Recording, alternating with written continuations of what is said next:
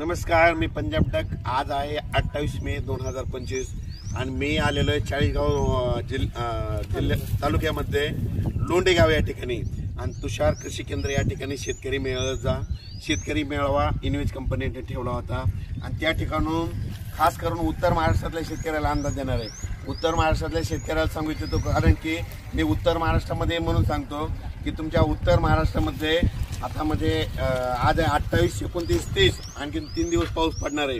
त्याच्यानंतर 31 मे पासून ते 5 जून पर्यंत हवामान कोरडं राहणार आहे, सूर्यदर्शन होणार आहे, म्हणून हा अंदाज लक्षात येतो। माझी तुम्हाला विनंती, तुम्ही काय करा, 31 मे ते 5 जून पर्यंत तुम्ही शेतीचे काम आटपून घ्या, कापसाची लागवडी करायच्या करून घ्या।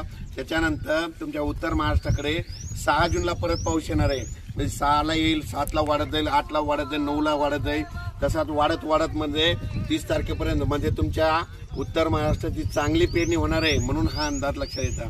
पण आता राज्यातल्या सर्व शेतकऱ्याला सांगू इच्छितो, हा अंदाज म्हणजे चाळीसगाव तालुक्यातून लोंडेगाव या ठिकाणी देत आहे।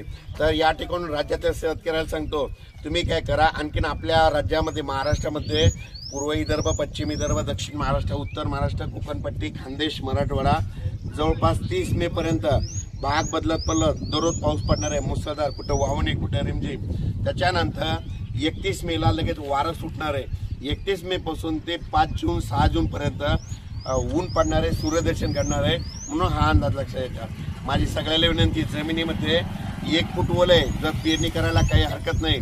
त्याच्यानंतर लागवडी कापसाच्या करायच्या असेल तर एगाट्या असं टोचून सरकी लावा, टोचून लावल्याच्या नंतर चांगलं पीक येत आहे आणि तुम्ही लावल्याच्या नंतर जमिनीत 1 फूट ओल असल्यामुळं तुमचे काही कापसे खराब होणार नाहीत, म्हणून हे लक्षात येतं। पण राज्यात मात्र 30 मे पर्यंत राज्यात भाग बदलत पाऊस पडणार आहे।